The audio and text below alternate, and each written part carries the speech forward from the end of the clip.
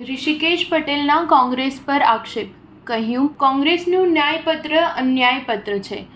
કોંગ્રેસ મુસ્લિમ league અને સામ્યવાદીઓને ભેગા કરી આતંકવાદ નસ્લવાદ ફેલાઈ રહી છે. લોકસભા ચૂંટણી આવનારા સમયમાં ગુજરાતમાં યોજાવા જઈ રહી છે. 7 મેના રોજ ચૂંટણીના પગલે ભાજપ અને કોંગ્રેસ પક્ષના નેતાઓ ચૂંટણીમાં જીત માટે ભયંકર ગરમીમાં પ્રચાર કરી રહ્યા છે. ત્યારે આજે ભાજપના ચૂંટણી કાર્યાલયના શુભારંભ સમયે ઋષિકેશ પટેલે કોંગ્રેસ પર આકરા પ્રહાર કર્યા હતા. જાહેર સભાને સંબોધન કરતા તેમણે જણાવ્યું હતું કે કોંગ્રેસનું ન્યાયપત્ર અન્યાયપત્ર છે. કોંગ્રેસ મુસ્લિમ લીગ અને સામ્યવાદીઓને ભેગા કરી આતંકવાદ અને નસ્લવાદ ફેલાઈ રહી છે. અંબાજી ખાતે ઋષિકેશ પટેલે કોંગ્રેસને મુસ્લિમ લીગ પાર્ટી ગણાવીને તેના પર આકરા આક્ષેપો કર્યા હતા. અંબાજી ખાતે ભાજપના કાર્યાલયને ખુલ્લું મુકાયું ત્યારે તેમણે જણાવ્યું હતું કે કોંગ્રેસે પોતાના એજન્ડાને ન્યાયપત્ર નામ આપ્યું છે, પણ એમાં અન્યાય સિવાય કંઈ વાત નથી. કોંગ્રેસ પાર્ટી મુસ્લિમ લીગના